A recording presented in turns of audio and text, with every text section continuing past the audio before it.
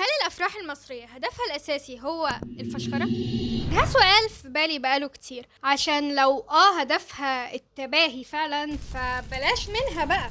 فالأول خلونا نعرف الفشخرة أو التباهي أو التفاخر أو الخطيئة التامة. لو الإنسان عاش على قد إن هو يجيب فلوس عشان يصرفها في أكل وشرب وتعليم، ساقية الفلوس بتاعت التجار مش هتدور. عشان كده كان لازم نكون احتياج جديد. ما هي الاحتياجات الأساسية للإنسان؟ يلا جاوب يا حسين. احتياجات الإنسان الرئيسية هي المأكل والمشرب والمسكن والتباهي. إظهار الشخص لإنجازاته أو ممتلكاته أو صفاته أمام الآخرين بطريقة تهدف إلى لفت الانتباه أو إثارة الإعجاب. وده بيبقى حاجة وحشة لما يكون الهدف منه إنك توصل للناس أنا جامد أهو. على فكرة كلكم كنتوا تحسبوا إني مش جامد، بس لأ أنا جامد. بمعنى تتباهى عشان تملى فراغ فيك، كأن الحاجة اللي بتتباهى بيها هي اللي بتديك القيمة. وده ليه صور مختلفة بنعيشها كل يوم. هذا الشخص اللي يوم ميلاده بينزل 500 ستوري مباركات من أصحابه عشان يثبت إن في ناس كتير بتحبه، وشراء المنتجات والبراندات اللي معمولة علشان تخليك تتباهى بيها وبس، والناس اللي كل الاستريات بتاعتهم معدلة العربية، وأمثلة كتيرة للتباهي. كل سبل التباهي بتتكون في سلوك بشري واحد، وهو الأفراح. هتأجر قاعة وتخلي نفسك انت والعروسة محور الاهتمام عشان تتباهوا بفلوسكوا وقد ايه الناس بتحبكوا وقد ايه انتوا بتحبوا بعض، وكل اللي في القاعة بيتباهى بجماله. هتقولي انا مش بتباهى، هقولك لا انت اللي مش عارف. انا عندي مشاكل كتير مع الافراح. مبدئيا كده انا شخص اقتصادي، عايز افهم ازاي بقى متقبل ان الواحد يصرف 40,000 جنيه على حفلة 5 ساعات. 40,000 جنيه دي تعادل 100 كيلو لحمة، يعني انتوا ممكن تتجوزوا وتاكلوا لحمة ببلاش لمدة سنة كاملة. طبعا تبرير الكلام ده كله جملة واحدة: بس العروسة نفسها تلبس أبيض وتفرح. هو انتي مش عايزة الناس تفرح ليه؟ مظنش ان الرقص على أصخب وأقبح الأغاني بفستان 25 كيلو في الحر عشان حواليك 50 شخص بيتفرجوا عليك زائد الكاميرات دي حاجة ممتعة، او انك تروحي الميك اب ارتست تعملك ميك اب ب4000 جنيه وسبحان الله ما يعجبكيش عشان هي مش عارفة اكيد ايه اللي هيليق عليكي، او انكم تكونوا محور اهتمام 200 شخص اقل من ربعهم بس هو اللي فعلا مبسوط لكم، والباقيين يا اما جايين عشان الاكل او عشان يتريقوا عليكم.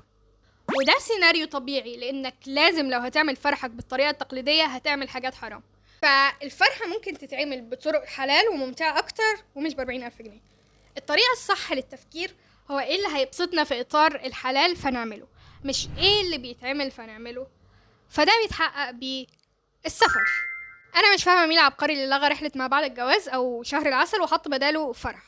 سيمبل ماث: سفريه لمده اسبوعين في مكان جميل يساوي سعاده لمده اسبوعين اكبر من سعاده لمده ساعتين. وفي حل تاني وهو الحنه. الفكره ان الحنه تكون هي الحفله الاساسيه، فالبنات يتجمعوا في بيتهم عادي يتزينوا ويحتفلوا براحتهم. مش عارفه الولاد ممكن يحتفلوا ازاي، بس مش مهم. وحل تالت: الافراح المنفصله.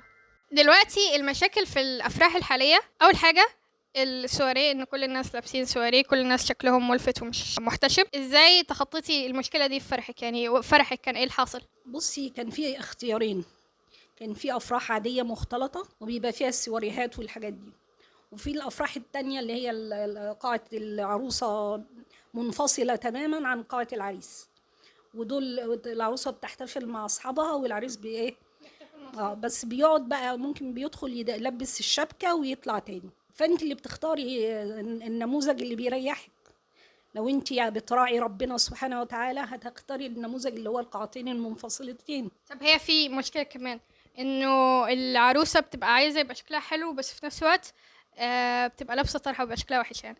ف في فرحي انا رحت الكوافير وعملوا لي الميك اب وعملوا لي شعري ولبست الفستان وكنت في اتم خلاص، جميله يعني. المهم، وبعد كده لبست، بقول لك الكاب ده ما فيش طرطوفه باينه مني لحد ما دخلت القاعه وفتحوا لي بقى الكاب ده، وكنت في وسط البنات والبنات لابسين كويس، يعني ما فيش حد، او لو حد عايز يلبس براحته لان البنات كلهم لوحدهم. هل الفرح كان سعيد؟ كان فرح سعيد. ايه العامل اللي خلاه سعيد؟ هو طاعة ربنا، يعني اي حاجة في طاعة ربنا بتبقى خير. من الاخر، كل ما حد مشهور بيتجوز بيزين الموضوع قدام الملايين، بس لو فكرت اللحظة هتلاقي ان اهم حاجة بتطلع بيها لما تتجوز من الفرح انكوا تنبسطوا، ودي حاجة مش بتتحقق لو عملتوا الفرح اللي بيتعمل بشكله الحالي. وهنا للأسف الشديد جدا جدا جدا يكون الفيديو خلص.